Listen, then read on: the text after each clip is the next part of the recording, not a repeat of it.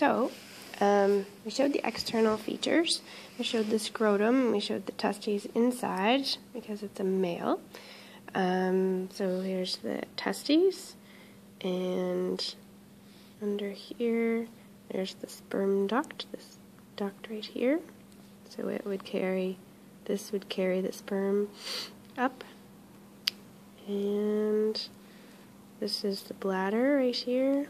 And alongside, there's two little knobs there. Those are the prostate glands. And then these kind of bumpy looking parts here, those are the seminal vesicles. And then it would come out through the penis. And so this is the penis right here. And the penis, the tip of it, unfortunately, was cut, so you can't see where it would normally be attached and come out, but that is the penis there. Okay, so in terms of external features, they would have the penis and the scrotum that you could tell that this one is a male.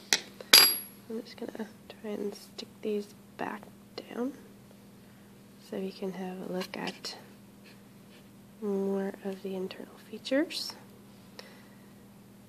Alright, so again, we're only focusing on a bit about circulation.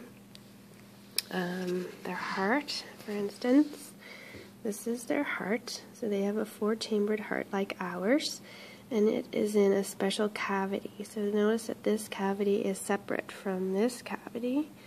This cavity is called the thoracic cavity, and we'll learn more about it a little later. But what separates the two is this muscle wall right here. So there's this thin muscle that forms a wall between the two cavities, and that's our diaphragm. So the diaphragm is unique to mammals. Okay, so hopefully you can see that, okay?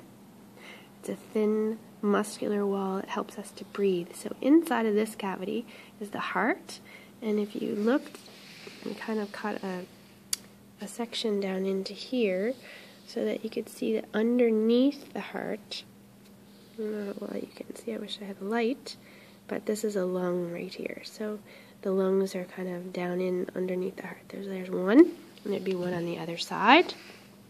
And then sitting on top of the heart, we'll probably take a look at this rat a little later as well, but this peach colored gland that's sitting up here, peach-colored gland up here, that's the thymus gland. And so we'll learn about it when we talk about the immune system. So that's the thymus gland right there. Alright, so we also wanted to look at the digestive system. So they're very similar to us. The food will go in through the mouth and then into a place called the pharynx, which we'll learn about when we talk about the digestive system, and then into the esophagus and down into the stomach. So the esophagus would pass in behind where the heart is, and then there's the stomach. Okay, so the stomach is kind of J-shaped, and then after the stomach would be the small intestine, so that's small intestine, and then the small intestine would turn into the large intestine, and there's certain regions which we'll get into more detail later on, and then we'd go out through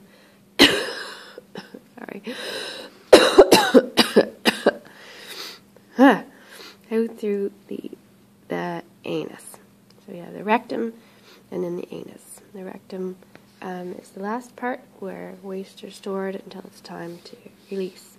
Some accessory organs, we have a liver, like us. In terms of digestion, the liver produces bile, and bile helps us to break apart fats so that we can digest them better. Now, rats don't have them, but we would have a gallbladder, like what we saw in the frog. The gallbladder would be associated closely with the liver, and it's just a tiny sac that stores bile until it's needed. So we would have a gallbladder, but certain other organisms don't unless they eat a lot of fatty stuff.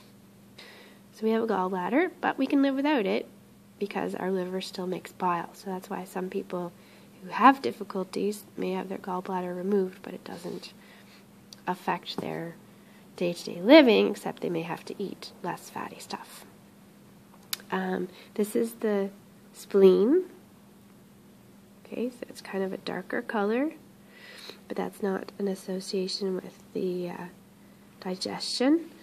But in kind of between the stomach and, kind of hard to see in here, but between the stomach and the first part of the intestine is the pancreas. So that kind of cottage cheesy looking material will be pancreas.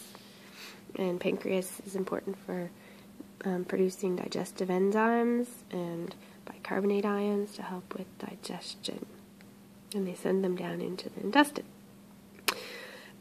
Breathing, again, they use their lungs, but they also use their diaphragm and rib cage in order to help bring air in and out. So it's much more effective.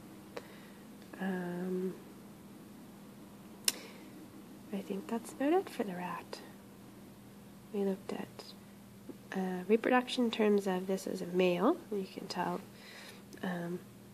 because of its external anatomy, and also you can find the testes when you open up the scrotum. I think that's it. If you have any questions, please feel free to ask anytime.